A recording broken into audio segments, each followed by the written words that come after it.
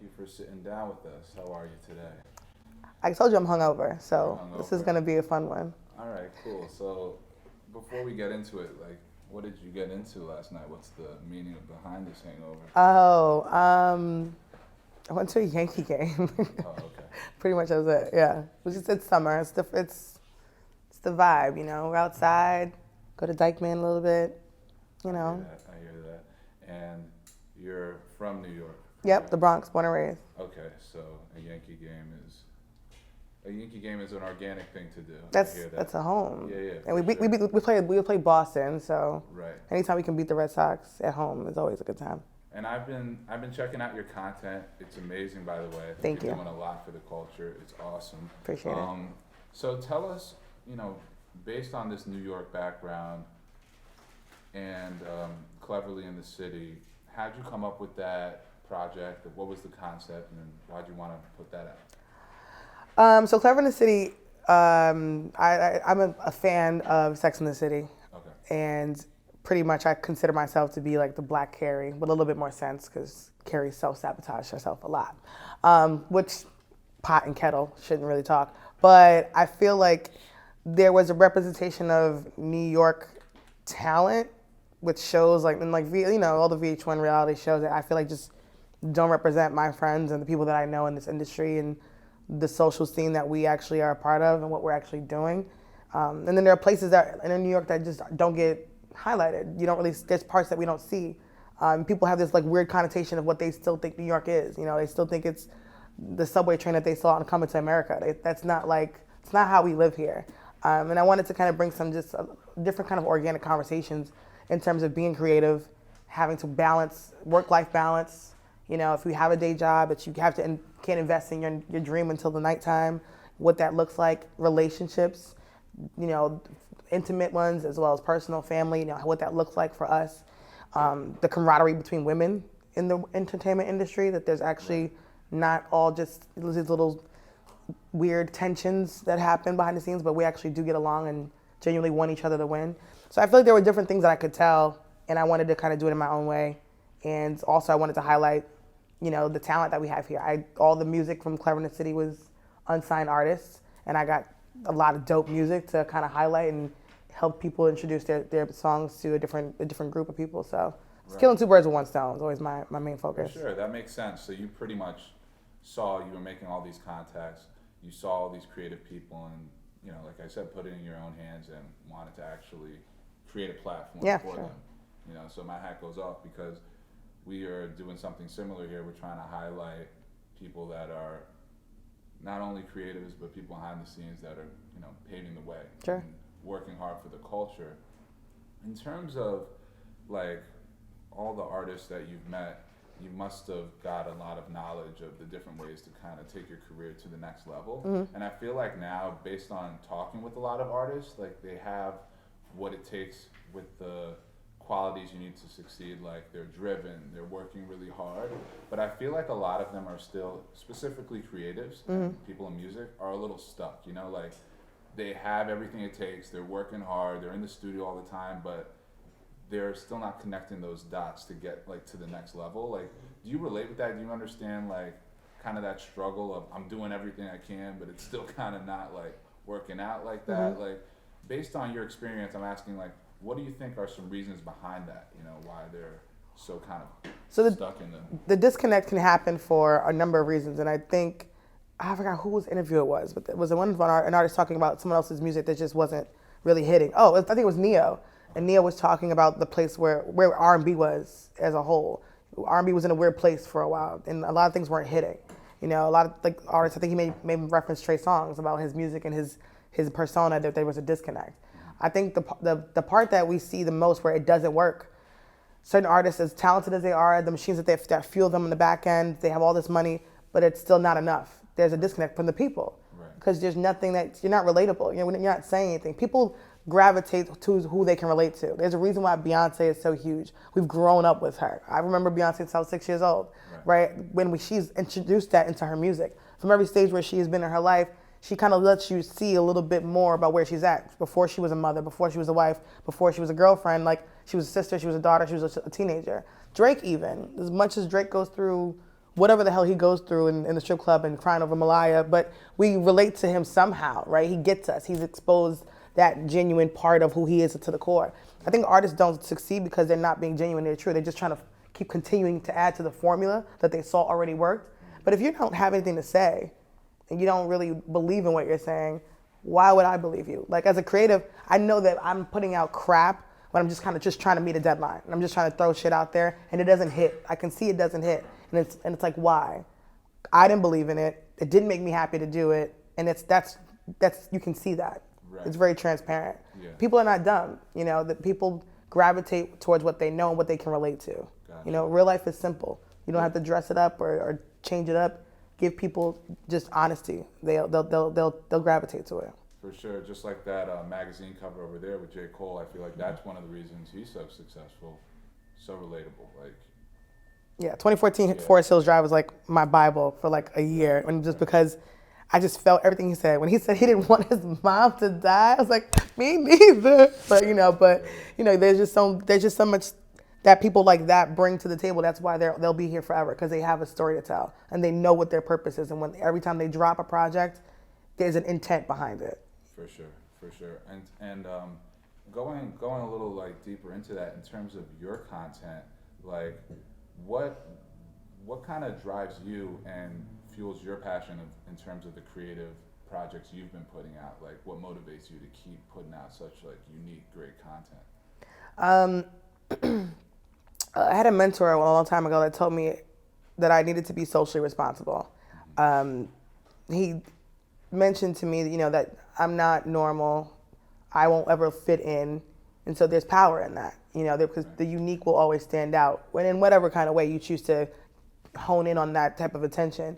And so with that type of responsibility, there comes a purpose. Now I know what I need to do. My intention has always been clear. I knew that I had a voice. I knew that I was able to articulate myself well, and I was put together things creatively well.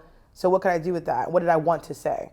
I think the hardest part for me in my journey of being a creative was finding out what my purpose was and what I was trying to teach and what I was here to share. So I kept going on this journey of learning new things. And as I kept learning new things, I knew that I had to keep pushing those conversations to help my fellow generation, because we so fucking lost. Like, everyone's lost. So you took on a sense of responsibility. Yeah, really. Probably too much, but that's still my goal. Gotcha. How I can do that and how I can package it in a way that people actually want to see it or want to view it. Yeah. That's the challenge that's fun for me. For sure. And speaking of the packaging, like, you're not only putting out one platform, you're really packaging it in a unique way. You can listen to it, you can see the videos, and you're doing it live, touching the people, you're hosting events. So you're doing a lot, and I just wanted to see in terms of some efforts you've been putting in, because I've seen your progression, right? Like, you've constantly been getting your name more out there. What are some strategies that you've seen that have worked in terms of marketing and getting yourself out there more, so more people can see the great content you're putting out? Well, and then that's a dope question. I think I just figured it out, maybe about 5 years ago. I knew that I wanted to be in this industry, and I knew I had to figure out how, right? But I knew that people had to understand who I was first as a person. It's brand association, right? How can I remember? You may not remember what somebody said, but you remember how they made you feel, right? So I knew I wanted people to understand who I was in this industry, why my opinion needed to be respected. I think formatting and setting the foundation, like anything, like you're trying to build a relationship with the consumer. For all intents and purposes, they need to know that they can trust you, that they're going to be able to follow you, and it's going to take them somewhere that they'll be able to gain something from it. And I think people just kind of just throw shit at the wall without a plan. You got to have a plan. You at least try to have a plan. If that fails, cool. Learn from that, go to the next one, and then try something else, and just keep learning and building from those failures. I think everything that I failed at has got me to this point of like, wow, now it all makes sense. Everything that I've learned, I'm applying it now. And like my live podcast was just like the introduction to me for real. Like everything else was just a prequel. Like now we're actually getting here. Like this is it. This is the beginning. This is it. Yeah. So you've realized it's like the cliche, failing your way to success. You have to. It's very true, especially if you're creating and taking risks like you are. And going, like, just to see some goals that you have for 2019, I see that podcasts, or everyone kind of has a podcast, it's a little oversaturated, so you gotta kind of have a different approach, and I love the live podcast idea that you have. Or is this something you're really trying to take to the next level? Like, Can you tell us a little bit more about that experience? So I always wanted to be the Black Carol Burnett. And I figured that out once I saw that how all my content was coming together. Right. And the live show was the first experience that I kind of put together where I kind of introduced a little bit of my comedic side, my comedic abilities. So I wanted to be a live experience because I feel like I'm way better when I'm able to interact with people in a more personal space. Podcasting is cool, you know, but it's like I said, it's so oversaturated, and I feel like you kind of limit yourself every week to talk about the same thing and try to compete with like the hot topics and the gossip. And I don't want to talk about that shit because we hear the same shit from every platform. Yeah. You know, I want to have different conversations. So the live show is more so, it's an experience. It's a performance. It's a structured show. You know, I want to include talent. I want to infuse performances. I want it to be like an experience that you only can get if you attend. Like you can't stream it. It's not on YouTube anywhere. You'll have to go. Creating that Kodak moment. Yeah. No, that's what's up. And I've seen from the content that you've been putting out, you're working with tons of a wide range of creatives, from entrepreneurs, managers, other podcasters, artists, and you've worked with a lot of successful people. Do you see, since I can ask this question because you've worked with a number of them, is there like a quality that stands out of these people that you've noticed that really takes them to that next level of like success? Like, all right, these people all have this in common. That's why they're kind of at that level. Have you found like a unison factor that kind of goes across the board? For sure. Humility and discipline. Right. A lot of the people that I know are people that I consider like friends or even close associates that I admire in this industry have been super disciplined in the sense where they know what drives them in the morning. They have to do this. They live, breathe, sleep it, and they're going to continue to do it until they get better at it, or they're going to continue to push to what they know what their drivers are, right? So that discipline pushes them and drives them forward. And then they're super humble. You know, with every new success, you know, you have people that obviously, I think we're in this era where we kind of want to document all our accomplishments at one time, and we don't see the real. You don't see when people have taken 3 L's to get to that one win. And I think a lot of those folks have been constantly open and candid in terms of how much they've failed to get to this one moment of success. It's been a lot of hard work, and they're humble with it. You know, they're genuinely appreciative of the support they get from other people. Yeah, because it's kind of, you understand the humility because, like you said, they've taken so many L's to get there. They really appreciate that moment when they get it. You know, they achieve that goal. Yeah. It's a hard place to Especially get. in New York, which is just as gritty as it gets. My God, the struggle of being a creative in New York. Yeah. You know, it's you go hungry, literally. So that hunger will literally drive you to never want to be in that position of hunger again. That's what I really have seen. Got you. And is that something that really drives you in Oh, New yeah. York? You know, like kind of making sure you're not like in that spot, like, you know, I got to keep going, you know, like, Yeah. No, for sure. Yeah, I mean, I've been broke. I've had to eat a can of soup for a week, you know, as tomato paste, make it soup, you know, like I knew like that moment, that was maybe like 7 years, I was like, I will never, ever be this hungry again, no matter what I have to do. Right. No, for sure. And I wanted to dive in a little bit into the people that you've kind of worked with, especially in the content game. Okay. And I was watching, rest in peace, the Combat Jack episode, and I thought that was awesome, especially coming from you because you're in such a similar field, which is creating a platform.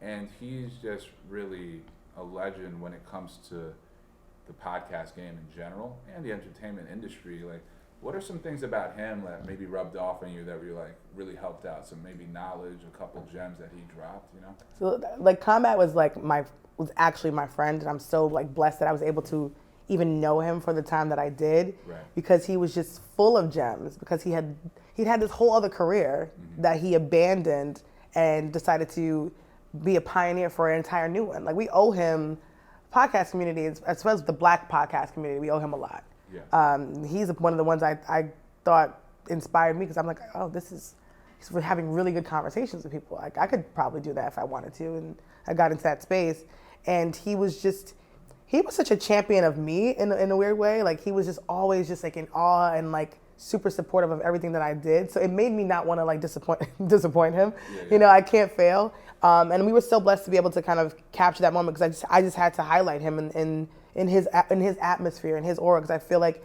people knew him but they didn't really get to see how passionate and how much he cared about what he was doing. Right. He was so invested, and he was just always telling me, you got this shit. Like you're gonna kill this shit. Like you're so dope. Like you're so dope, Chloe. Like every day, and I'm like, no, stop. Like I'm trying to get to where he's like, no. I've seen people. You're natural at what you're doing. Just keep doing it. Just be consistent. Just keep fucking doing it. Like don't stop. That's always just don't stop. Yeah. That's especially for if you're creating content. That's a great piece of advice. Like stay consistent with it. It's hard. Yeah. But it's so cliche. But it's literally that rat race, right? The more you consistently practice something, you will eventually it becomes a muscle memory. It becomes a second nature to you. The moment you stop and there's a lag, you're gonna forget. You're gonna forget everything, and even the motivation to get back to doing it will never be the same. Yeah, you got to put in those 10,000 hours, as they say. Yeah, it becomes habit. And besides consistency, just based on your personal experience, like we said, there's tons of people that are trying to start podcasts or their own platforms. Mm-hmm. What's some advice you would give them of, just how to? Let's say I want to start my own today. I don't really have too much experience, but I'm definitely hungry and trying to start my own platform. What's some advice you would maybe give me if I was starting it off? Don't. No, I'm kidding. I'm serious and I'm joking at the same time, right? Because this stuff is not easy, and I think how people get deceived is that they see the success that others have achieved and have attained, and they think, oh, I could do that. That looks easy. No, these people are really good at what they do, so that's why it looks like you can do it too. It's not that easy. If you're gonna want to commit to this type of industry, you have to do your research. Like before I decided to do anything within here, I looked around. I paid attention to credits. I looked at when a show goes off, right. There you look at the credits or you read or listen to who the producer was, who the management was, who's the labels, who's owning, who's actually funding this. Like knowing who's behind the scenes is way more important than who's in front of the camera. The people in front of the camera are pieces. They're just, they're kind of just placeholders there. Knowing who needs to see your content is super important, Yeah. and being able to kind of hone in on if you have a target audience of like 40 supporters and they're consistently there, keep feeding to that audience. They will spread your message out further than you ever could. But being able to kind of make sure you pay attention to who the key players are so that you can say, hey, I bring this network of 60 people. They're genuine interactions. This is what I bring to the table. Doing your research and knowing what's important in terms of how to build back bigger. I think that's the first point in anything that you kind of want to do in this industry. Yeah, and that's a good piece of advice for any business you're about to do. You can't just jump into it. You really got to do the market research from a consumer standpoint and see if that's going to be a viable product, Yeah, I mean, knowing your analytics, right? We have all these tools on social media now that you can run your own data analytics. You can know who your most interactive users are, what times of the day that they're available. Like, I see people drop amazing content at like 11 p.m. on a Wednesday. No one's looking at this. Right. No one saw this. You might as well just throw in a rock in the forest. Yeah. Knowing when your engagement is the highest. All my content usually was dripping and dropped on Tuesdays and Thursdays. That was my biggest days. I just knew who was watching my stuff and what time they were available, where I could catch them. And with that consistency, like you said, you can get it down to a science, really know, and put it in the hands of the people and make it towards those supporters, so you really build that fan base. And then that's also a great piece of advice with the credits, like seeing the people behind the scenes, who's making that content. And when I was checking out your content, I actually was thinking about it, like, let's say I'm a studio exec, right? Because I feel like you would be really good at it, and I gave you a big budget, and I was like, go out, you can produce a movie or some type of amazing content. Goal. Yeah, like what, like, I know it's a big question, but I wanted to just see your input on it. Like, what would you want to maybe ideally produce in terms of something like a movie, a big documentary? Like, have you had those type of big thoughts? Now, recently, I really would want to do something on Ermias Asghedom. Like, I would love to do a documentary on Nipsey. Karen, let me do it, please. Yeah, shout out to Karen Civil.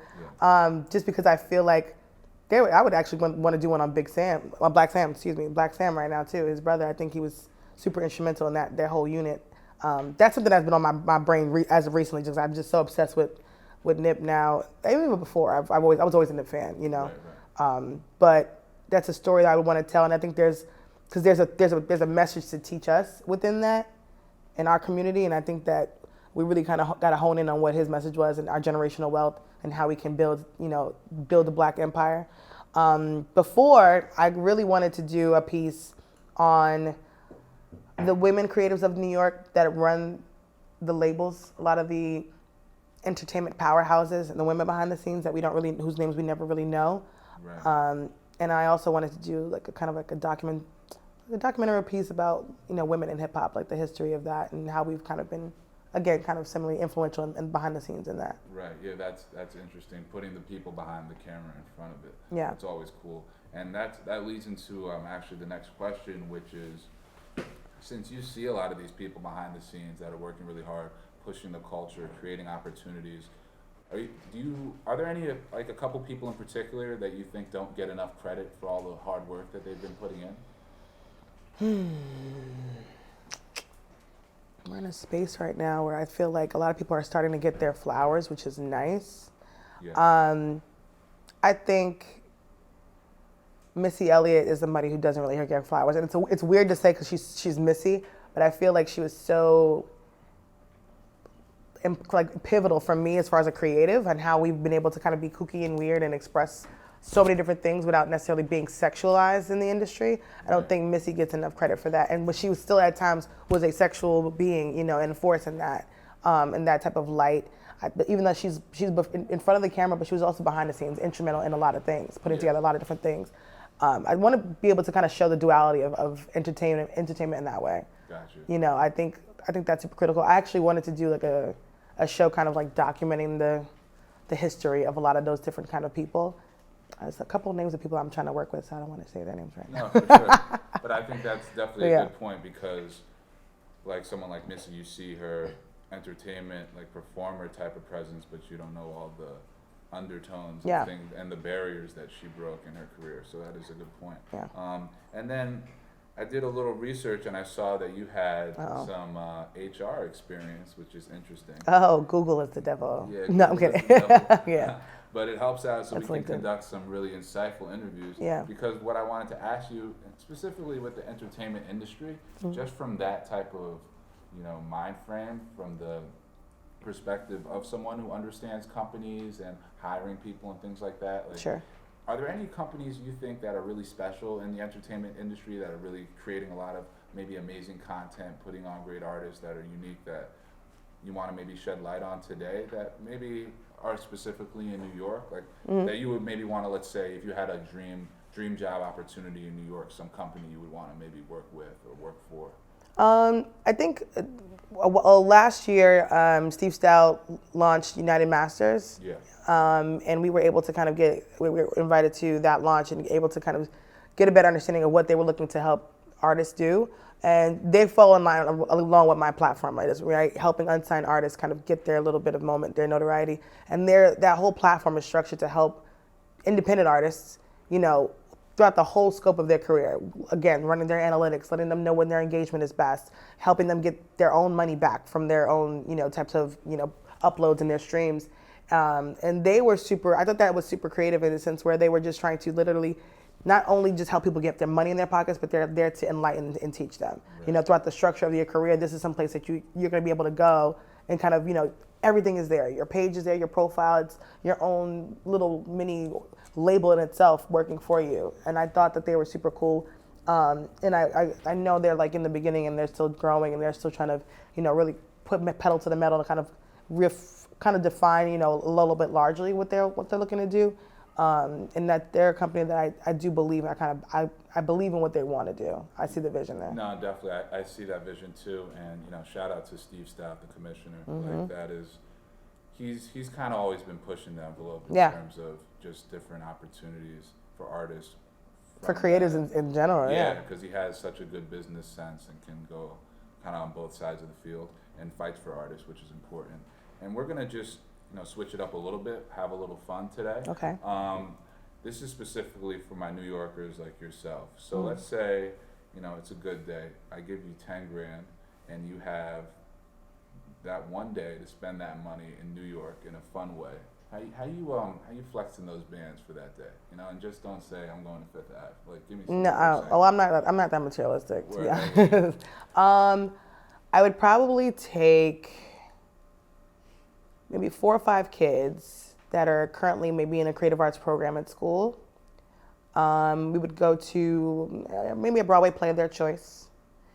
We would go to maybe the MoMA, maybe the Guggenheim, maybe the Met.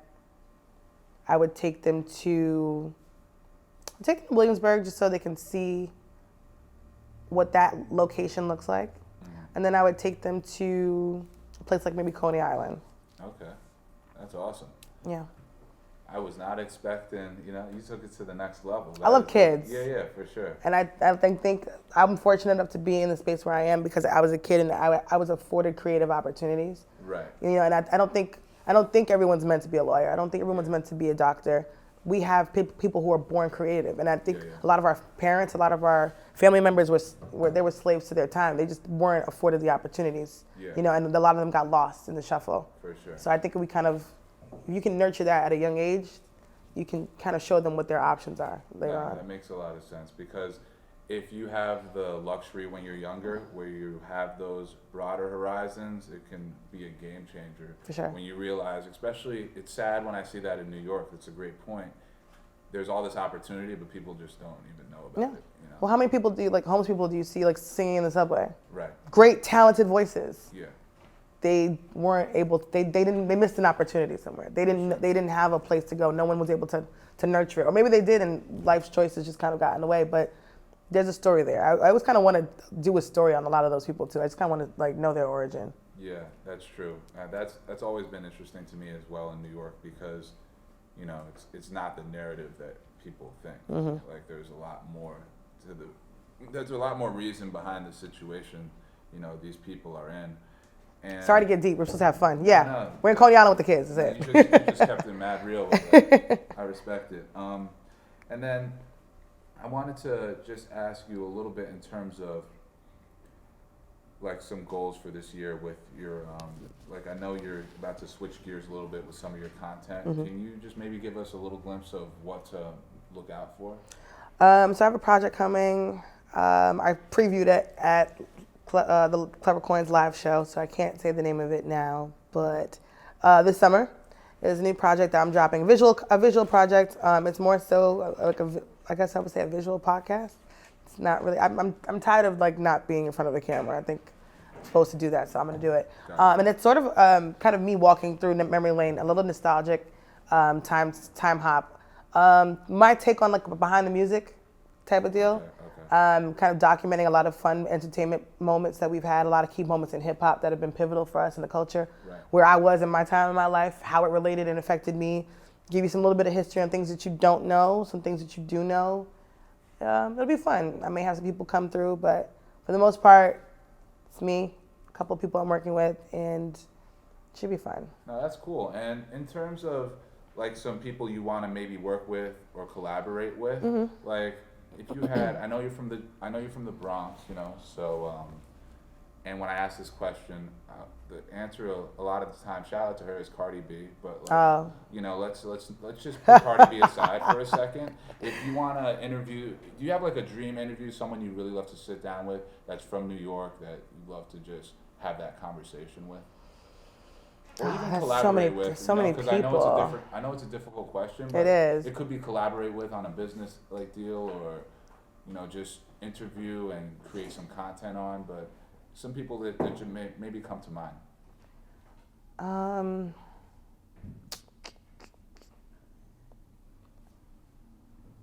Angie, I feel like Angie Marr was someone that I've always just admired her business sense, and I feel like she's somebody like me that she tried a lot of different things, but when she found what her niche was, she kind of stuck to that. Right. She's somebody I would want to like be involved in a project as far as like an overseer. Like I would want her to be like run all my final cuts, like mostly like an executive producer type of shit. Right. Somebody that I would actually want to sit down and like interview, because I hate interviewing. I like the conversational piece of it, or like doing the activity. Yeah. Who am I obsessed with still that I really care? It changes from day to day. Yeah, Um, especially in New York, it's difficult. it does. I honestly would just like to do like a day with Diddy. Hmm. Like I would just love to just be in his like offices spaces and like talk to everyone from like the janitors to like the EAs, like the small interns that are there. You know, I want to kind of get their scope and then be just kind of be able to just kind of like just shadow him. Right. I've right. always just kind of just wanted to shadow him. You know, Diddy, Harlem, Yonkers, Mount Vernon type of guy. He did a lot. Even though we know his story, I feel like his mindset now, and he's constantly gone through so much in front of us. Yeah. You got to be able to kind of see the person at the end of the day once they take the exec hat off. Like he's a dad at home. Yeah. You know, he's got other things, and how he's been able to balance that, I think is super cool. And he's been always somebody that I just want to like. It's the greatest business, one of the greatest business minds like in hip hop to do the business of hip hop. No, for sure. It's like, it's interesting just seeing like business, like titans like him, and I always like to see the contrast between him and Jay-Z. Him and Hov, yeah, Because they're just such different personalities. Yeah. You know, you got the like laid back, yeah, chill. super calculated, you know, like makes every move. Chess move, yeah. Chess moves. And Diddy does that too, but just with such a different. So loud. He's Yeah, like, yeah. I got your queen, bitch. Right, like, you know, exactly. it's so He's aggressive. dancing and Yeah. all them shaking around. And I know people that have worked with him, and it's like it's a very like high paced, you know, experience. But like that comes from somewhere. You know, there's a driver still there. Like even if when you think he has nothing else that he should want to attain, but he has everything in the world that he should still want to achieve. Yeah. So I just want to shadow Diddy for like 24 hours. No, for sure. It's really interesting the fact that he's accomplished so much and is still like, it's like nothing changed. He's still so driven. Like, Yeah. You know, That's what I'm saying. I'm like, you can stop. Like you won. Right, You won. right. Straight No, up, like he doesn't want to stop. the first trillionaire in hip hop, you know? And there's a few other people, but I mean, like people that I've like watched since I was a child, like that where I'm at now, where I know I could probably get to them now. Yeah. You know, it's a few people I would try to grab. No, for sure. I feel like someone else interesting, I know we talked about her earlier, is, you know, Karen Civil as well. Mm-hmm. She's just been doing a lot for the culture. For years. Yeah. Yeah. And, you know, she's been getting her flowers, as you said, but still, like, I don't She does a think- lot behind the scenes. I don't think people realize Yeah, that she does. so much. I would love to do something with Karen. Her and I have had interactions for years. I don't know. We're not even like super close. Like, but we know each other. I know she knows who I am, and she's been super helpful with a lot of things. I think she has a great business mind, and I think because she's a woman, a lot of her decisions can be viewed differently than if a man made the same move. Yeah. You know, and I think we as women have to we have to be so guarded with what we do because our intent can always be misconstrued and there's always a negative connotation that can follow. But Karen's a fucking boss. Yeah, she's a boss for sure, capital B. And then I wanted to just go into a little bit of the stuff that you use as motivation or just ideas and content. Like, Sure. Is there any content you really like to watch, or in terms of Like on my personal specifically- time? No, Oh, more sorry. specifically for the culture, like other platforms that you really enjoy. That you Oh, think yeah. are, like pushing things forward, you know, in a similar space. I'm in terms of like podcasts, I only listen to like the same podcast over and over again. Well, I'm a huge fan of Two Dope Queens. Okay. Shout out to that, Jessica and Phoebe. I listen to The Read every week, just because I feel like Crystal and Kid Fury have, even though they do what they do in an entertaining way, they really have strong views and they're really well researched people on what's happening within this country, within the state of our the government. I like that they're able to kind of entertain their cult following in that way. I watch. This is weird. I watch like a lot of shows like Drunk History. Like I'm like a huge like history buff. Yeah. So a lot of that I try to bring. I want to eventually be able to tie that into conversations with educating my Black people about a lot of things. For sure. Yeah, I'm so like engulfed in the culture, but I'm also so far removed where in a sense like I don't get lost in like the fodder of things. Like I'm always on Forbes, I'm always on Billboard, like you've seen those types of articles that I can get. Yeah. Because I don't want to get lost in the shade room stuff, and like the Twitter feed is like a horrible place to Yeah, be. you like content of substance. Yeah, I like to, but I can't share with everyone. I can't have those conversations with everybody. Right. So it's like, okay, did you listen to the new, Troy Lane's mixtape? Yeah, I heard it. Like, of course, I'm still abreast to it. Like, music is my life. Got you. But there's different things that I just want to say. Right, right. in relation to bringing that in all together. It's a hard place to be in. No, that's what's up, and we're gonna close things up, and I wanted to just ask you a question that can add some value to some of the listeners watching. If there's any advice you would give a creative from New York that's trying to get their name out there, make it in this, because it's a cutthroat, tough industry out there. What's some advice? Because you've learned so much over the years that you would maybe shed light on that you think is a little bit, it's not talked about enough. We like to end it with a little bit of a hard one. A little bit of that's a tricky one.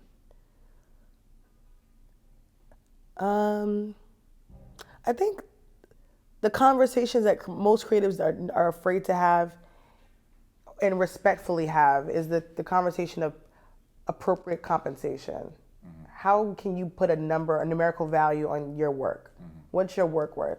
And is that always in, a solid cash asset, right? Is it, because a lot of the trade-off and the things that I was able to kind of get blessed with weren't necessarily through, a cash advance. They were the opportunity.